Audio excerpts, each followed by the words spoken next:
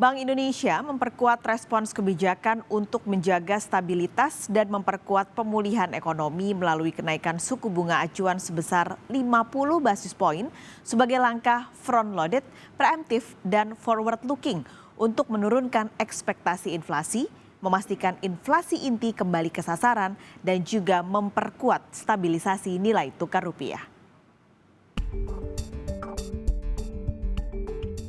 Rapat Dewan Gubernur Bank Indonesia pada 16-17 November 2022 memutuskan untuk menaikkan BI 7-Day Reverse Repo Rate 50 basis poin menjadi 5,25%, suku bunga deposit facility naik 50 basis poin menjadi 4,5%, dan suku bunga lending facility naik 50 basis poin menjadi 6%.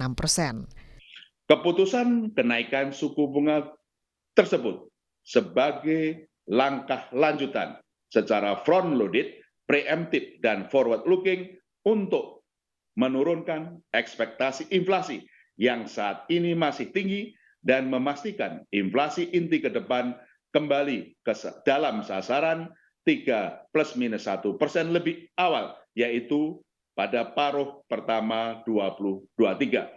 Serta memperkuat kebijakan stabilisasi nilai tukar rupiah agar sejalan dengan nilai fundamentalnya akibat kuatnya mata uang dolar Amerika Serikat dan tingginya ketidakpastian pasar keuangan global di tengah peningkatan permintaan ekonomi domestik yang tetap kuat.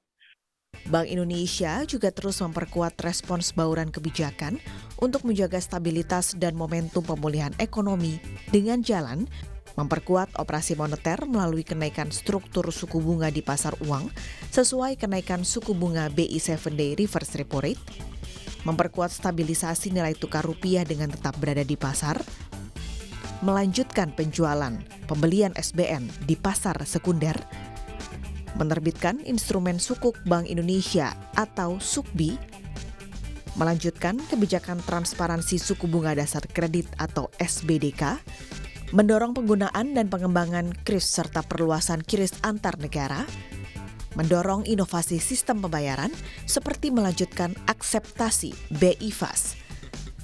Peri Warjio juga menekankan koordinasi kebijakan dengan pemerintah pusat, pemerintah daerah, serta mitra strategis dalam tim pengendalian inflasi pusat dan daerah terus diperkuat melalui gerakan pengendalian inflasi pangan di berbagai daerah. Bank Indonesia bersama pemerintah dan juga KSSK terus memperkuat sinergi kebijakan dalam rangka menjaga stabilitas makroekonomi dan sistem keuangan, serta mendorong pembiayaan kepada sektor dunia usaha prioritas.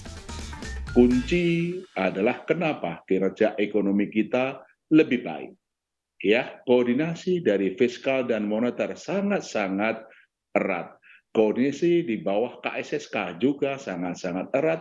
Koordinasi dalam pengendalian inflasi secara keseluruhan maupun inflasi pangan di pusat maupun daerah sangat-sangat erat.